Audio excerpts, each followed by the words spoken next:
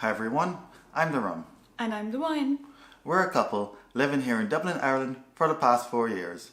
We make videos about what it's like to move to Ireland, but also what's life like here and how to not just live but thrive here. So if any of that sounds interesting to you, please do subscribe. Also make sure to check out our past videos. We've done a lot of stuff about tips for moving to Ireland, and we've even got a course. The link in the description below. And with that said, let's begin. So today we want to talk about one of our favorite topics, which is money, finances, spreadsheets, all those good things.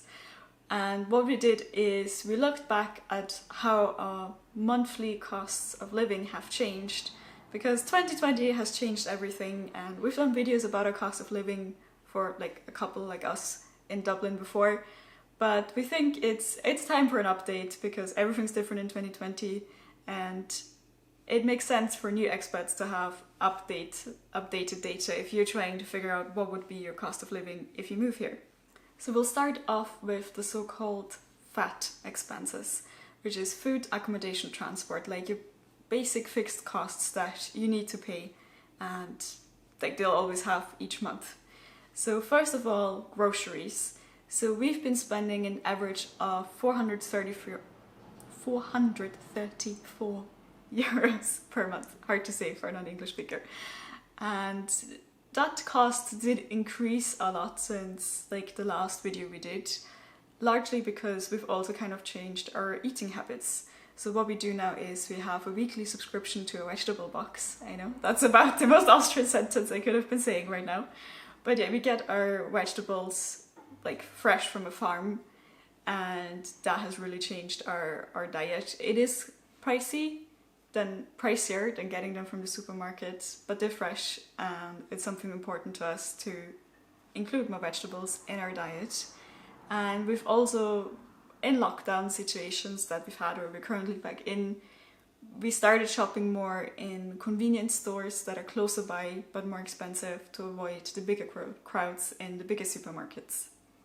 Yes, to fill a little gap, what we used to do pre-pandemic was that we would go to, your cheaper discount supermarket, mostly to get our groceries and so on. But because that's further away, we shop at the more expensive places. So that's a bit more of what was cheaper, what's expensive. Next in the food category is takeout and eating out. Well, I don't need to say much more about the eating out situation. We did eat out when we were on our small holiday, but for the most part, while we were in Dublin, that didn't happen. It was all just takeout. So this figure of about 109 euros per month, yeah, that was our takeout because we were at home, and sometimes you get tired of cooking every single day when you're in a pandemic. So definitely there were some weekends that we just wanted to relax, unwind, and more takeout was what happened.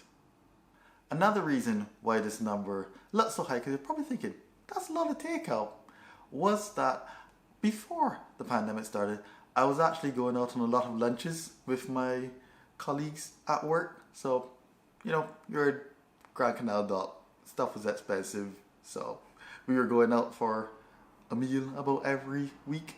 So, yeah. That adds up as well.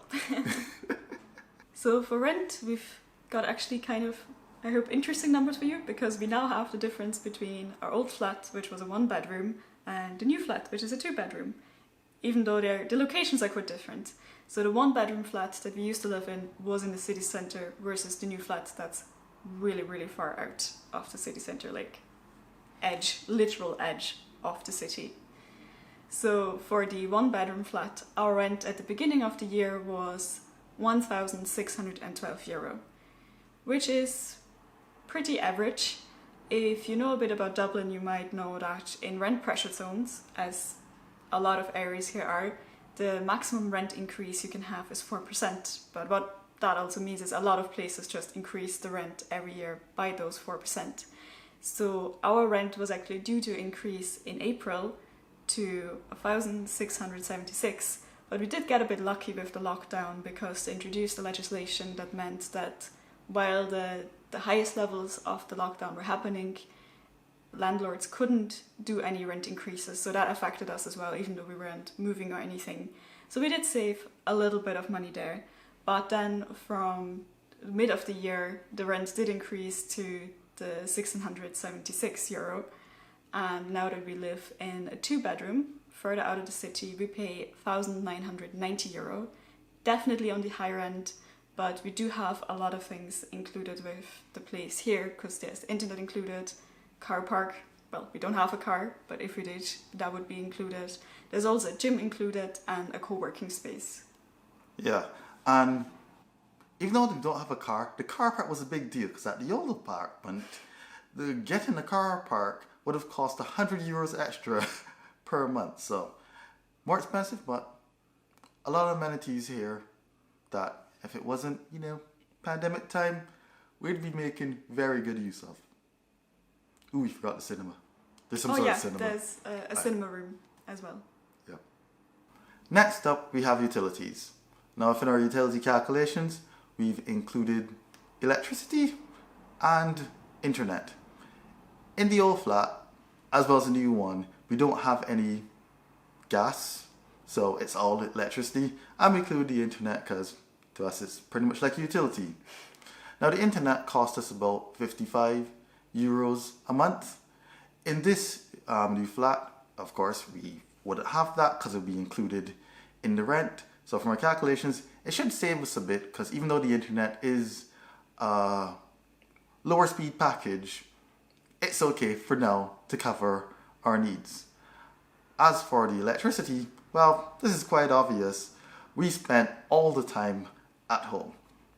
And since the pandemic happened in some of the end of winter and so on like that, yeah, spent a lot more time heating the place, having electricity on from, 2 laptops completely working at home. You pretty much lived in your home 24/7. So as I expect with almost everyone, those prices for your utilities definitely would have went up, especially also cooking all meals at home when you wouldn't have had, might have been at work using the coffee machine or the microwave. So those ticked up a little bit. So the T in fat cost, of course, stands for transport. But, well, we didn't really go anywhere. So if we calculated it down to a monthly average, we spent €3 per month. But really that was just topping up our Leap cards, which are like a card that you use as a ticket in Dublin that you can swipe everywhere and you top it up. We just topped them up once, and that was pretty much to move into our new flat. Those were the only bus rides or only public transport rides we did this year. Because of the pandemic and a lot of stuff closed, there wasn't really anywhere to go, and where we did go, we always walked. Yeah, or by car, because, our one vacation, we went by car, so... So the next section we're going to look at is other sort of regular bills that usually come in monthly. So first of all, there's health insurance.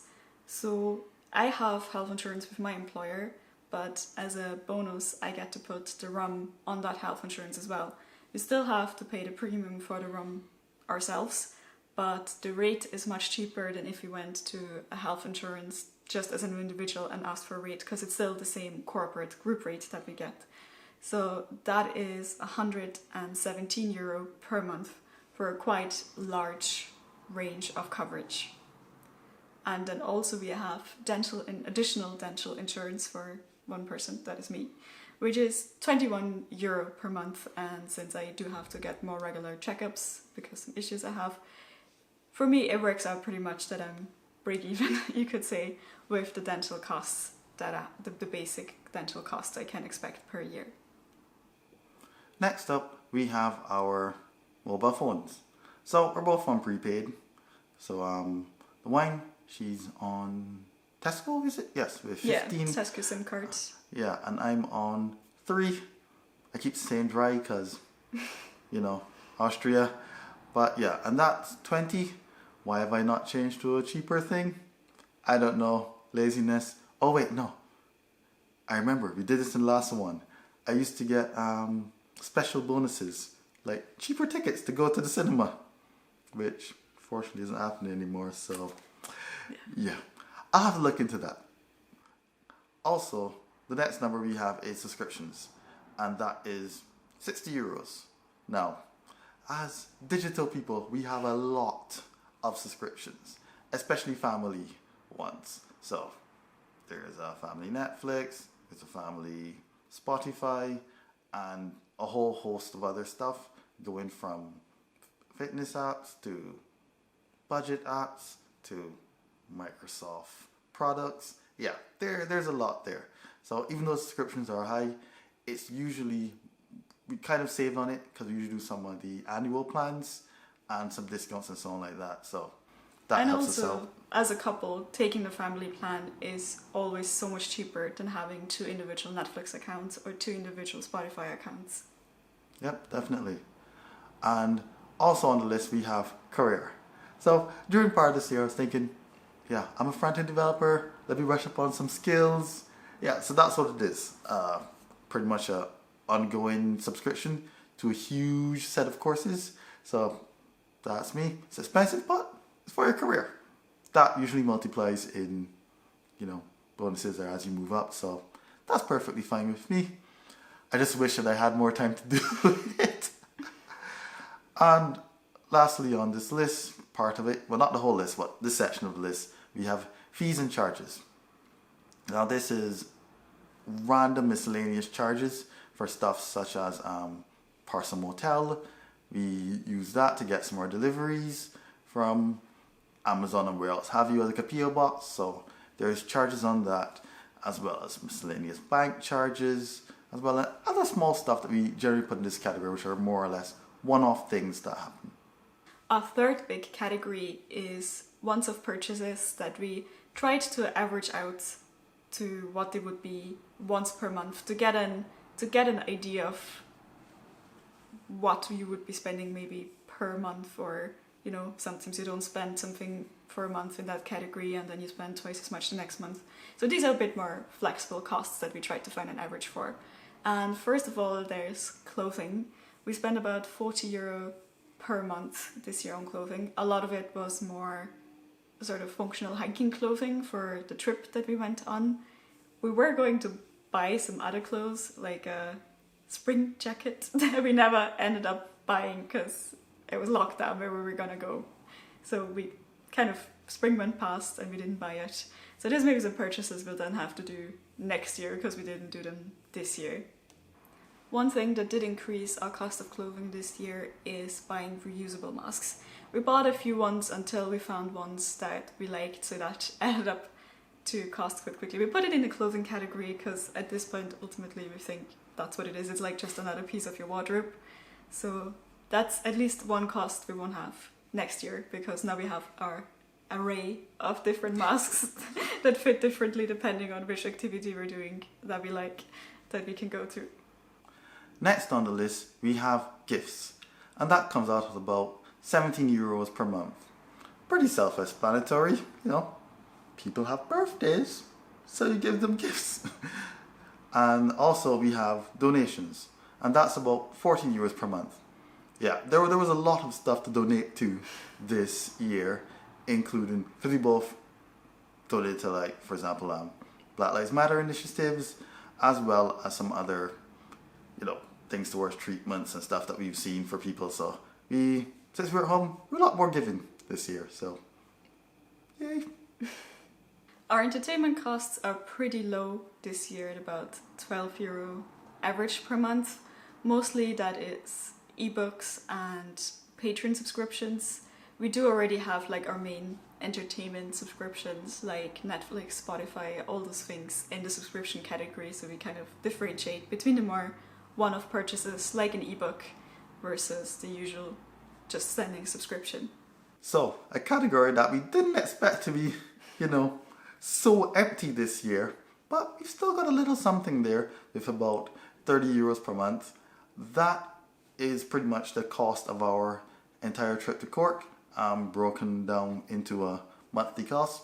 So that was stuff like the Airbnb, the travel, helping out with gas, and all that nice stuff. Did we include food?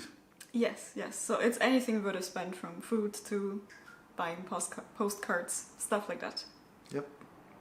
So our next category is home stuff, and that is from before we moved house. We figured let's not confuse it too much because we did move house, and that's like a cost you don't always have if you're looking for what would be realistic living costs. So we excluded those costs, and it's just the costs we had for home stuff from before. That's €45 per month, and mostly it was once-off purchases. It was pretty much chairs for our flat for doing the home office stuff. And I admit I have one expensive purchase because I tried one of these weighted blanket things, and it's actually quite comfy, so I am happy with that purchase. And in the education category, that's about €34 per month. In education, what's mostly there is this huge course I usually have for learning German. Unfortunately, that's a bit on the back burner now thanks to the pandemic times, mostly because there are some other things like this business, for example, these YouTube videos that take a wee bit more priority. But I was also realizing that I was getting to the stage where I would love to be more engrossed in the language. But really what happened is that I used to listen to the podcast on the commute to work, and for the commute, it's really hard. But other than that, we also have Udemy courses, as well as courses from other platforms as well. So, speaking of Udemy, hey, we got a course in there ourselves, so link in the description, you can check it out. But yeah, that's really where our educational stuff went. Now for the hobbies and electronics section, that's about €48 per month. I'm not sure, but I bet that's down from last year. I hope. Mostly all of our stuff from this year was related to the home office. So pretty much wireless headphones and wireless keyboards and all this sort of stuff to make working at home easier. Yeah, nothing really for personal use. It's more a bit of stuff that would make living at home be a lot more comfortable. And then our last category is healthcare. So we spent an average of about €48 per month on healthcare this year so far. That would include visits to the GP, visits to the dentist, prescription, buying medicine, things like that. To be fair, some of that we do get refunded. So usually with the insurance we're on, it's like 50% for a GP visit you get back. But just want to point it out because something I didn't think of when we moved here, coming from the privilege of having free healthcare in Austria, is the healthcare isn't like fully free in Ireland. So going to the GP will still cost you €60. So that is a cost to plan in as well when you do your budget. Now there's also some other costs which we've left out of this video. That's money put towards investment or loan repayments. We think that these are highly individual, so yeah, it'd be dependent on your personal circumstances. So it wouldn't be really useful for somebody to know that stuff because they would have your own amount of money that you'd put down towards your savings or trying to get a house or whatever else have you. So to give you a sort of summary for two different scenarios. So scenario one, a couple living in a one-bedroom apartment close enough to the city centre like we did, and the other scenario for a couple living in a two-bedroom apartment a bit further out the city with a bit of a higher mid-range rent. So in the first scenario, in the one bedroom for a couple, the monthly living costs based on our own calculations based our own costs come up to about €2,920 per month. Sounds like a lot, but keep in mind you're also having most likely two salaries to cover that cost. And for the two bedroom for a couple, the cost would be a monthly €3,243. If you're looking to move to Dublin, I hope the living costs gives you a first idea. Another thing to think about though is that how much is it actually going to move costs, because that's a whole other thing that it's really useful to have your savings and your budget prepared for before you move. And if you want to know more about that, we do have some videos, but the most in-depth information you'll also find in our Udemy course that we link below. So I hope this video was able to fill in some of the blank holes you had over the prices and the cost of stuff that you would have living in Ireland, but in this case, since it's more expensive, we'll see Dublin. So if you did like that information, please give us a like, thumbs up. please. And also comment for any other prices or thoughts or expenses that you're thinking about that we may not have mentioned. And make sure to subscribe for our weekly videos that we upload to the channel about different aspects of living in Ireland, but also being an expat in general. And with that, we'll bid you adieu for another week. See you around. Bis später. Bye!